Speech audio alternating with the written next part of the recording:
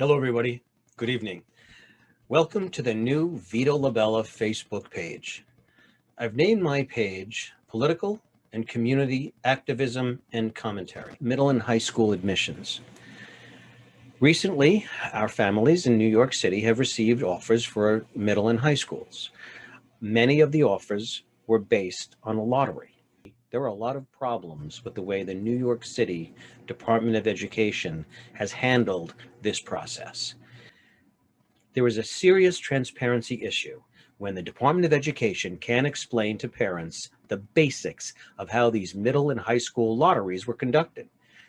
For example, what algorithm was used, when and how the numbers were generated, who oversaw the process, what numbers were assigned to each school so we can tell what the range is, who is monitoring this wait list, who is auditing the results.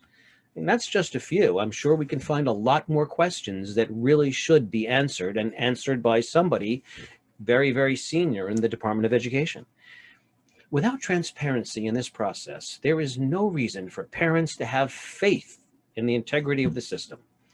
This lack of faith in the process stymies support for equity measures because parents feel that the consequences for their children will not be suffered by the children of those imposing them. The wait list itself is a perfect example. The wait list expires in the middle of August. That date is both arbitrary and nonsensical. School doesn't open until September 13th. I mean, students who have been accepted into a specific program, either middle or high school, and who are also registered at a non-Department of Education school, private school, parochial school, or have moved away from the city altogether, as many have done, they don't typically give up their seats. They don't call up the DOE and says, oh, give this seat to someone else. No, they just don't show up.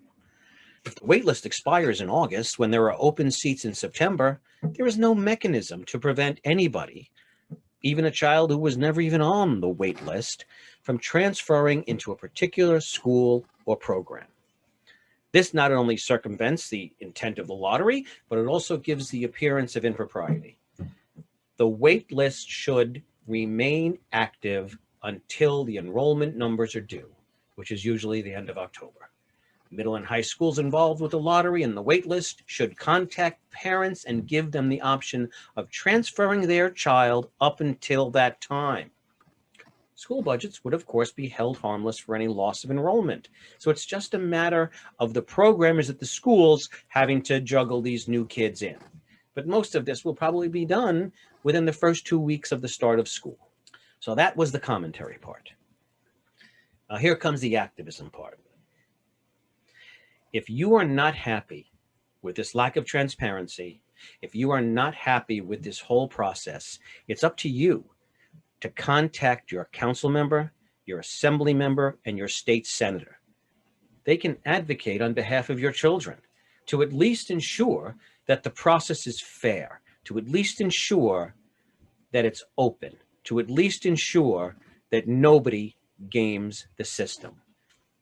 Well, you might think that I'm making something out of nothing. But in 2013, then Controller John Liu conducted an audit of the high school admissions process. He found irregularities. And what system of checks and balances have been instituted over the last 8 years to prevent those same irregularities from happening today? I don't know of any. And if there are these checks and balances out there, that's great.